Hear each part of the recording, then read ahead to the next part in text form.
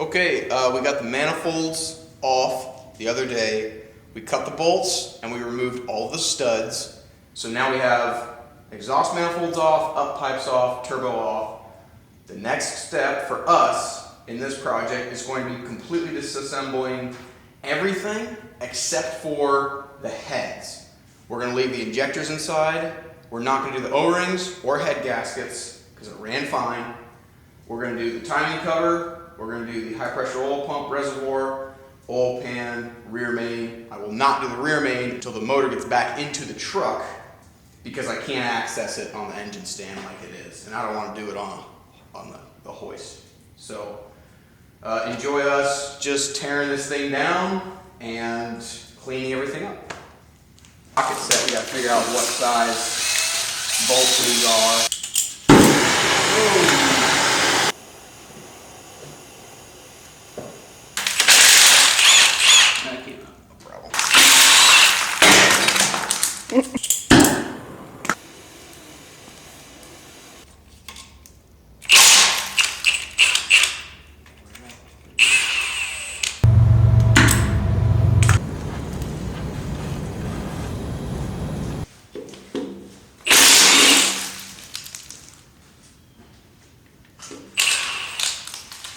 Got impatient and I almost ripped one.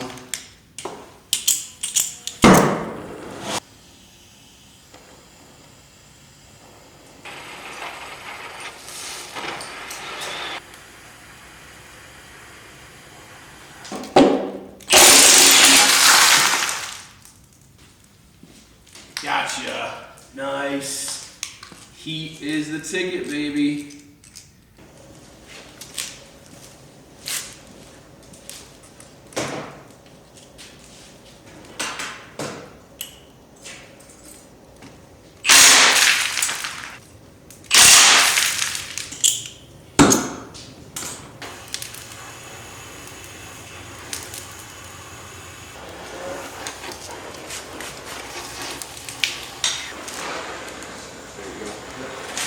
Don't drop it on my head, please.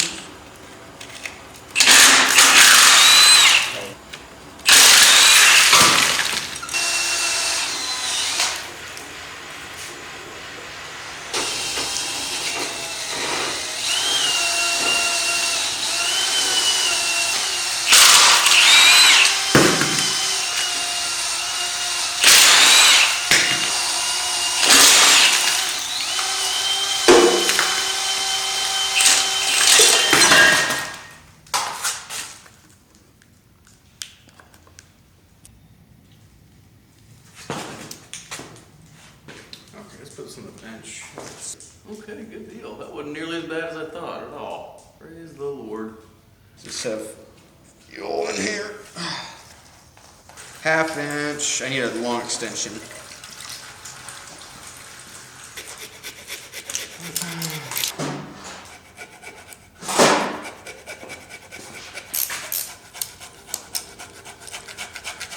Here.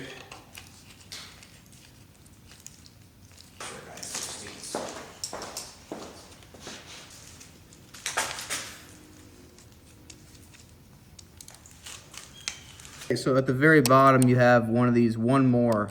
So this is the mechanical fuel pump right here. And then you have one clamp right there, and then you have your blue hose that runs to your fuel bowl. And I forgot I needed to take that one off as well. So we're almost coming free here.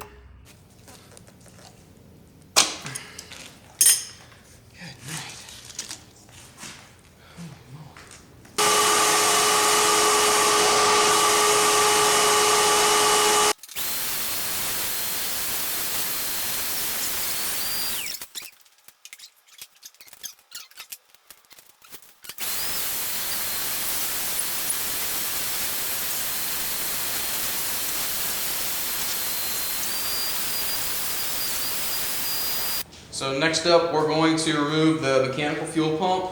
We're going to take all of these fuel lines off and the high pressure oil lines off as well.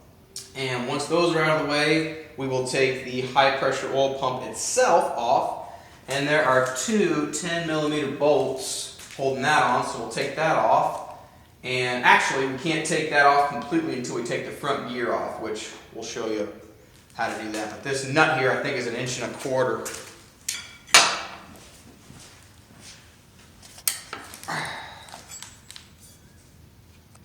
So you take that nut out, and the next step is to take out these two 10mm bolts in the center.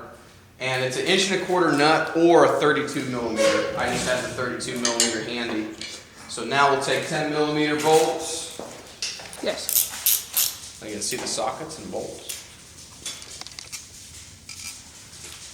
So you got your 2 bolts out, your big nut off, and you got that front off of there, and we're gonna hope that this pump comes out, because sometimes what happens is the bottom of this will corrode on the iron, the cast iron of the block, and they break when they come out.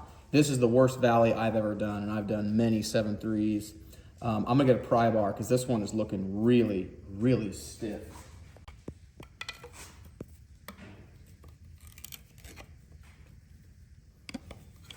Ooh, this is not looking good. That's the worst one I've ever dealt with, by far.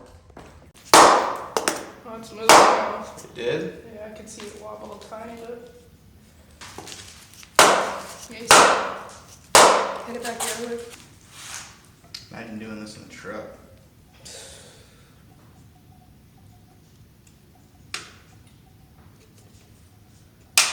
Oh, yep, it happened. It happened.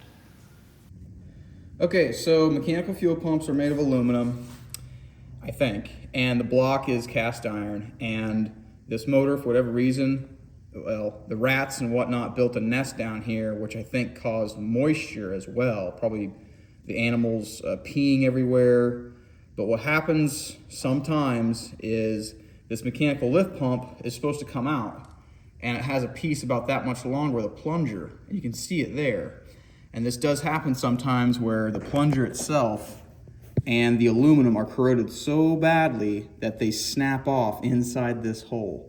Now, we're extremely fortunate in the case that this motor is already out of the engine, because normally they snap off with a much longer plunger down here, and you can grab it and you can work it, but this is probably the worst I've ever seen.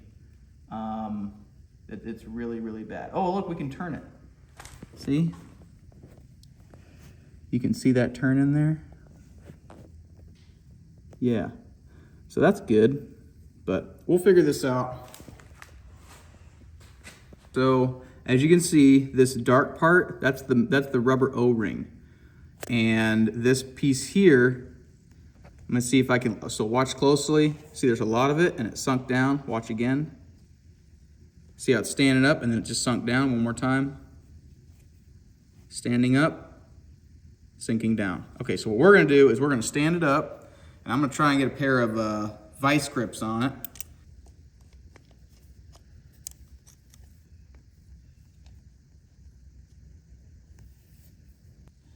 And we're gonna hold this like so. Perfect, okay. Now you hold there. Now I will go in here and grab onto this plunger. Okay, let go. You see that movement right there? See the whole thing's kind of wallering around? I tell you what's happened is that O-ring swelled so much that it has jammed itself down in there. And what we're gonna try and do is just real slowly, just kind of work this thing out. And I tell you what we're gonna do, now I'm gonna take this here, and while that's up, I'm gonna try and get this O-ring out of here. There it is. So you just got that lip right there. Now we're gonna grab a 90. Now once you grab this O-ring, there's not gonna be anything holding this thing on except for your needle nose pliers. So you wanna make sure, and there it comes. Even though we had the motor out, I did it in a way that you would do it in the truck. And now you can look down in there, there's a lobe on that cam, and that lobe comes up and pushes that plunger. But if that lobe is on the downstroke. We got lucky. Luckily, looks like it was about halfway up. This piece here will fall down into the motor. What happens sometimes is, you can see that O-ring is so fat. And because it got so big, it broke the housing. And then what'll happen is this piece is stuck in there, but this tappet can fall through. And when that cam is at the top, it'll sit there. But if that cam goes like this, or is turned, then this tappet will and go down in the motor. So we got very fortunate that that came right out. And that's really, I've done a lot of these motors, and that's the first time that's ever happened. But if this was in a truck, I'd have been a lot more stressed out about that, but we were able to get it without any damage or it falling down in there, so just less work. But that's how you remove that. If that busts off inside your truck, take your time, snake that O-ring off, and then take that thing straight up, pair of needle nose pliers. That's what you want. It's definitely been fun.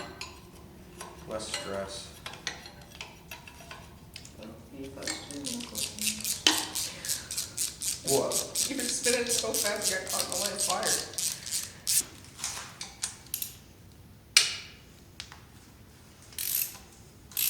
Out. Here. Yeah, you hit the... Okay, and then just kind of leave them in there because you want to take them all at once. One. So when you got a bolt like this, you just turn it with your fingers. Oops. It's another situation where you got a steel bolt going through an aluminum housing and they corrode. And it doesn't matter what you did there. I mean, maybe if you took a torch to this, all you would have done is ruined the pump, which is fine, it's coming off, but behind it you have an aluminum timing cover. And if you melt that and mess that up, you're in a world of hurt. So our plan here will be to hopefully take the pump off, and then once we see this, we'll take the timing cover bolts off, take that off, and we should be left with a stud that we can turn, heat up, and no problem. You're lucky with some other ones. Yes.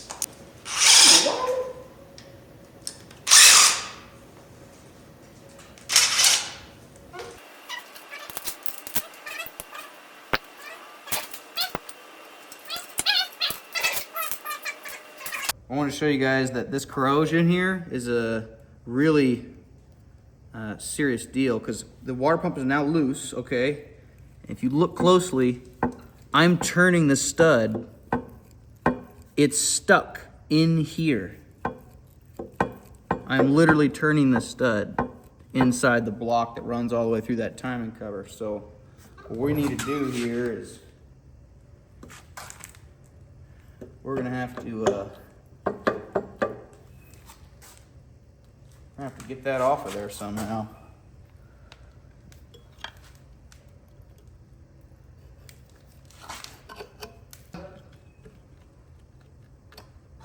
Got it? And we had to replace this pump because it's leaking right here. See? Through the weep hole. I was gonna use it again, but I can't. Okay. You want to save this because there's a lot of parts you need off of it. You need the housing, that nipple there, that sensor there, that plug there. So we're going to keep this. Okay, so something to know about these 7.3s is that when you take these pumps off, you should look for pitting. You should look for little end pieces of this like to be eroded off. This one, fortunately, it looks great. That coolant will eat away at the aluminum. They call it cavitation. And if you see a lot of that in here, it's probably not gonna be much better inside.